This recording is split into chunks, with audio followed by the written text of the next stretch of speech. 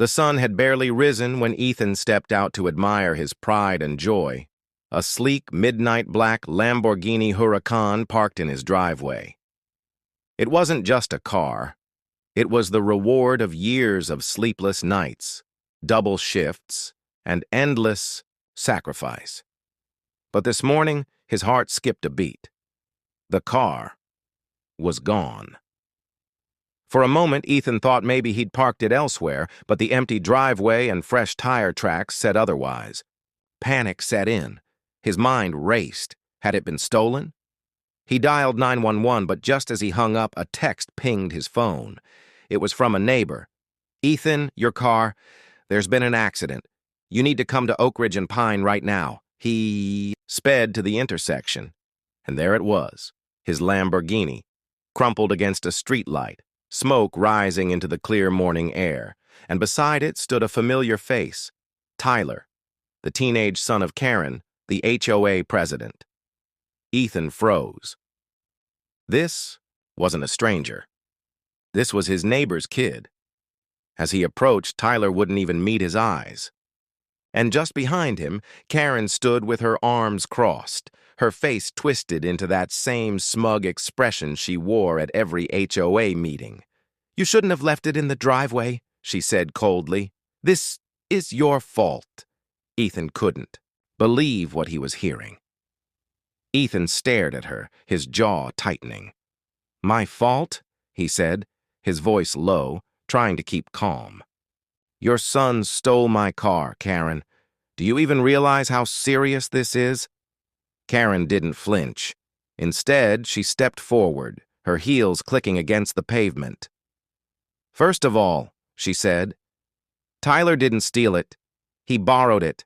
He said you left the keys in it, and besides, boys will be boys. He was just having fun. And now," she motioned toward the twisted wreck, "you'll need to call your insurance, and you will pay for the damages to the streetlight." Ethan felt the weight of her words crush him. Borrowed it? Fun? His dream car, his years of work, reduced to scrap metal because of a mistake. Tyler just stood there, his hands shoved in his pockets, eyes on the ground, saying nothing. By the time the police arrived, Karen had already started spinning her version of the story. She claimed Ethan was negligent, that he'd left the car unsecured, practically inviting this to happen. Ethan tried to protest, but the officer, clearly exhausted by Karen's relentless talking, just told him to take it up with the insurance company. Back home, Ethan sat at his kitchen table staring at the report in his hands. He could almost hear Karen's voice echoing in his mind. She wasn't just trying to avoid responsibility. She was trying to make him pay. But deep down, Ethan knew one thing: this wasn't over. The next day, a letter slid under Ethan's door, an official notice from the HOA.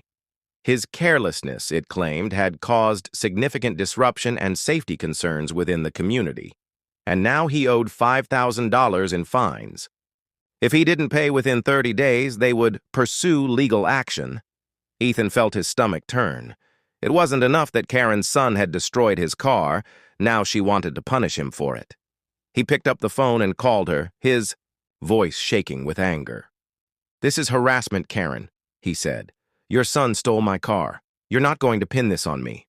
Her response was cold, almost rehearsed. "Maybe you shouldn't own things you can't protect," she said. "The HOA has rules, and if you can't follow them, maybe this isn't the neighborhood for you." Hanging up, Ethan paced his living room, his mind racing. He couldn't let her get away with this. He started documenting everything: photos of the wreck, copies of the police report, and even witness statements from neighbors who had seen Tyler driving the car before the crash. Slowly, a plan began to form. Over the next week, Ethan turned his frustration into action. He spoke to every neighbor, and many of them were eager to help. One had security camera footage showing Tyler sneaking into Ethan's driveway in the early hours. Another neighbor confirmed they'd seen Tyler speeding down the street moments before the crash. With every piece of evidence, Ethan felt a sense of control returning. But Karen wasn't backing down. At the next HOA meeting, she stood up in front of everyone and painted herself as the victim. "This man," she said, pointing at Ethan, "is trying to ruin my family. My son made a mistake, and instead of handling it like a good neighbor, he's turning this into a witch hunt." Ethan calmly waited for her to finish before speaking. "Your son committed a crime," he said, his voice steady but firm, "and you're trying to make me pay for it. That stops today." The room went quiet. For the first time, Karen didn't have a quick comeback. With the evidence in hand, Ethan filed a lawsuit.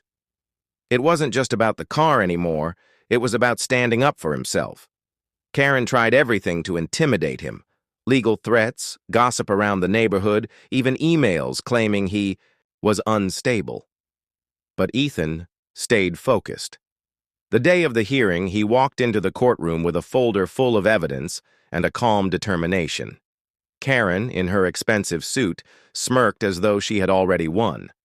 But as the judge reviewed the footage of Tyler breaking into Ethan's car and the neighbor's statements, her confidence began to crumble. "Ms. Parker," the judge said, "not only is your son responsible for the damages, but your continued harassment of Mr. Collins is unacceptable. You will cover the cost of the vehicle, legal fees, and community damages. Case closed." Ethan exhaled, a weight lifting off his shoulders. For the first time in weeks, he felt hope. Part 6.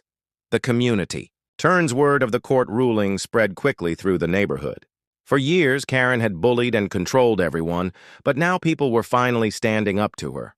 One by one, neighbors began sharing their own stories. Fines they'd paid for no reason, rules Karen had made up on the spot, the fear she'd created in the very place that was supposed to be home.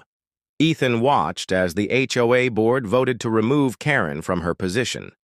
She stormed out of the meeting, her face red with anger, but no one followed her this time. The power she'd held for so long had finally crumbled. For Ethan, it wasn't about revenge. It was about peace, about finally being able to park his new car, a replacement Lamborghini, bright blue this time, in his driveway without fear of another letter or bogus fine. Months later, life had returned to normal. The community felt lighter, friendlier, and safer. Neighbors waved when Ethan drove by, and kids played in the cul-de-sacs without their parents worrying about Karen's wrath. As for Tyler, the court had ordered him to do community service and attend counseling.